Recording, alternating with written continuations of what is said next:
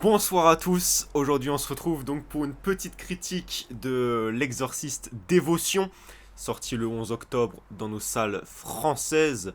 On commence Halloween, voilà, avec la saison d'Halloween avec le nouveau David Gordon Green. Donc c'est parti pour L'Exorciste Dévotion. You pick and choose.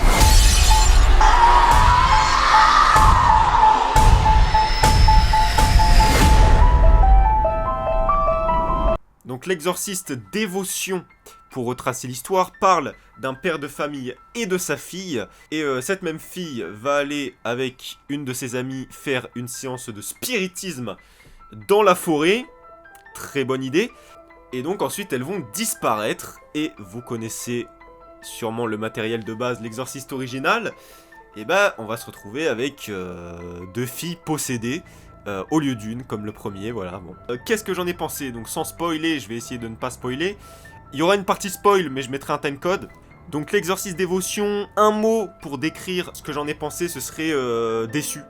Voilà, quand même vachement déçu. Voilà, je me suis maté l'original pour pouvoir me mater le dévotion qui sort, parce que le dévotion, pour ceux qui ne savent pas, David Gordon Green refait ce qu'il a fait avec Halloween, c'est-à-dire qu'il prend le matériel de base, il oublie toutes les suites qu'il y a eu entre deux, et il fait la suite des années plus tard de l'original. Et justement, en ayant vu le Halloween de David Gordon Green, j'ai pas vu Halloween Kills et Halloween Ends, j'ai juste vu Halloween de 2018. Pour avoir vu celui-ci, que j'avais trouvé vachement bien, et ben je m'attendais du coup à la même pour la suite de l'Exorciste, quoi. Je m'attendais à ce qu'il nous fasse un très bon film. Legacy sequel. Sauf que Halloween, ce que je trouve intéressant avec Halloween, c'est que le matériel de base qui a bientôt 50 ans, dans 5 ans il aura 50 ans, je trouve que avec Halloween on peut faire une sauce moderne. On peut faire quelque chose de moderne avec Halloween, même si le film date. On peut faire un film récent qui va être plus moderne et très bien. Mais l'Exorciste, des films de possession démoniaque, entre l'Exorciste original de 73 et l'Exorciste Dévotion 2023, entre les deux, il y en a eu énormément des films de possession démoniaque, et malheureusement, ce Dévotion tombe dans la recette de tous les autres qui sont sortis entre deux, c'est-à-dire une recette très classique, très basique, qu'on a vu 100 fois, et c'est assez dommage parce qu'on sait pas vraiment ce que David Gordon Green a voulu faire avec ce métrage.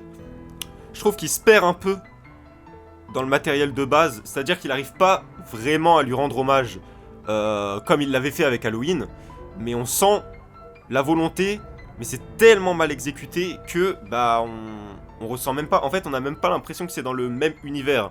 Tellement les deux films, bah on a un film exceptionnel, hein, qui est celui-ci. Voilà, je vais pas vous le présenter, c'est un chef-d'œuvre. Voilà, j'ai adoré, hein, je l'avais jamais vu avant de le voir récemment pour voir l'Exorciste. Je l'ai vu avant-hier, l'Exorciste, et j'ai vu Exorciste Dévotion du coup hier. Le seul truc qui est vraiment en rapport avec le matériel de base, c'est pour ça que vous n'avez pas spécialement besoin de voir le matériel de base, à part pour un contexte très précis. L'Exorciste Dévotion, c'est le retour de Chris McNeil, mais c'est pas vraiment un spoil en fait, parce que c'est dans le trailer, et qui ne sert pas à grand chose, finalement, elle apparaît très peu, et elle sert pas vraiment à grand chose. Elle revient pour expliquer son point de vue, et comment elle a vécu l'exorcisme de 73, comment elle l'a vécu après, sa relation avec sa fille, etc. Nanana. C'est juste à ça qu'elle va servir, et elle ne sert à rien d'autre. Donc bon, c'est pas très très intéressant. Aussi, et là on va rentrer dans du spoil, donc je vais mettre un petit spoil. Le autre rapport avec cet exorciste là, c'est que le démon est le même. Voilà, c'est Regan, c'est le même démon. Regan. C'est ça le nom du démon? Je m'en souviens plus. Bref, c'est le même démon. Fin du spoil. Là, on tombe très facilement dans les jumpscares, et les jumpscares faciles, les jumpscares qui ne sont pas spécialement nécessaires, comme par exemple, exemple simple, hein, vous voyez des chiens qui aboient, bah, ils vont en faire un screamer. Voilà, c'est simple. Des oiseaux, ils vont en faire des screamers. Enfin, je sais plus s'il y a des oiseaux, mais c'est pour vous donner l'exemple des screamers, quoi, très inutile. Genre, il y a un grand silence, un personnage dans une pièce, et il y a un autre personnage qui va lui attraper l'épaule avec un gros bruit. Ça, on l'a vu 300 fois, et c'est pas très très très nécessaire de faire ça. Surtout qu'il y a d'autres occasions de faire des jumpscares qui auraient pu être sûrement plus efficaces que cela. Parce que là, c'est vraiment quasi que ça, hein, parce que le reste, en termes de démons, on n'a pas vraiment de jumpscares de démons. C'est-à-dire que tous les jumpscares se reposent vraiment sur des trucs très simples et pas très efficaces. Voilà, on va pas se mentir. Après, un truc qui est pas mal avec le film, c'est la réalisation. On trouve la patte de David Gordon Green qu'on avait retrouvé dans les Halloween et qu'on avait bien kiffé. Je sais pas si vous avez apprécié le Halloween de David Gordon Green, mais moi je l'ai beaucoup apprécié. Sans avoir vu Kills et Ends, et je ne sais pas ce que les gens ont pensé de Kills et Ends. J'ai pas vu. On retrouve la patte de David Gordon Green, donc c'est très agréable et c'est très intéressant. Mais en fait, le film, il arrive pas à faire peur, il arrive pas à amener une ambiance qui marche. Il arrive vraiment pas, il a ce handicap, c'est de ne pas savoir amener une ambiance lourde, même un peu lourde, un peu angoissante. En fait, le film est assez plat en termes d'ambiance, du début à la fin. Donc c'est pour ça qu'il est assez oubliable. En plus d'être très classique, de tomber dans les jumpscares classiques, et d'être finalement un film de possession démoniaque très classique, sans vraiment de rapport avec le film original, si ce n'est le personnage de Chris McNeil qui revient, et ce dont j'ai parlé dans la partie spoil. Pareil pour au niveau de la relation parent-fille, au terme du père et de la fille, on a plusieurs relations là-dedans. On a la relation du personnage principal, du père et de sa fille, et une autre relation qui est un peu plus compliquée entre une famille très chrétienne et leur fille se fait posséder également. C'est les deux potes qui se font posséder ensemble. Et du coup, ces relations, je les trouve assez classiques et marchent pas très bien. Notamment un des acteurs, qui est l'acteur du père de la famille chrétienne, qui joue assez mal, quand même. Il a des réactions qui sont assez mal jouées. Donc, ouais, c'est assez dommage. Et aussi, le film est assez prévisible. Ensuite, évidemment, on s'y attend. Le film est construit assez similairement à... Ça va rien dire, mais... C'est construit de manière similaire à l'édition du film original. Donc on a quasi pas de musique, on a les introductions de personnages, et à la fin on a l'exorcisme, donc en question, dont est question le film. C'est logique qu'on ait cet exorcisme, mais je vais pas vous raconter ce qui se passe dedans. Et cette scène d'exorcisme, ben, elle est assez faible. Vu que le film n'arrive pas à t'instaurer une ambiance pendant tout le film, ce qu'il est censé faire avant la grande scène, et ben du coup ça fait que t'arrives à cette scène sans avoir aucune ambiance t'instaurer. La scène est assez insipide et te passe un peu à travers de l'esprit, quoi. Genre tu l'as vite oublié cette scène, tu ressens pas grand chose devant.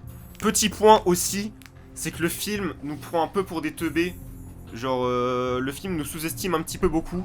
Pareil avec cette ambiance très plate, très légère, avec des facilités, avec les screamers faciles, et surtout avec comment le démon entre dans les filles. Voilà. Ils vont faire une séance de spiritisme en pleine forêt, le soir, et ils vont réveiller un démon. Voilà, du coup, le film est très très facile et simple. Il est si simple et insipide et sans âme que bah, on se retrouve devant une suite qui n'a rien à voir avec le niveau chef-d'œuvresque de l'original.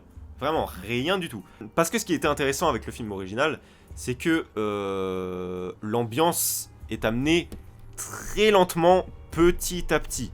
On arrive petit à petit dans l'horreur, on introduit tout calmement et vraiment de la manière la plus lente possible pour arriver à la fin à de la pure horreur pure. Et c'est tout simplement excellent et c'est amené de manière exceptionnelle. L'ambiance instaurée dans l'exorciste original de 73, c'est une grande maîtrise de l'ambiance. Et aussi, le truc très intéressant, c'est que le démon... Après, arrêtez-moi si j'ai des problèmes de mémoire. Bon, il y a la table de Ouija qu'on voit au début, mais le démon arrive un peu d'un coup dans le personnage de Linda Blair. D'ailleurs, Linda Blair était exceptionnelle dans ce putain de film. 14 ans, elle avait, il me semble. Et waouh, la performance est dingue. Elle a été nominée aux Oscars, elle les a pas eu. C'est honteux. Et donc, ouais, avec celui-là, c'est un peu facile, c'est amené trop rapidement.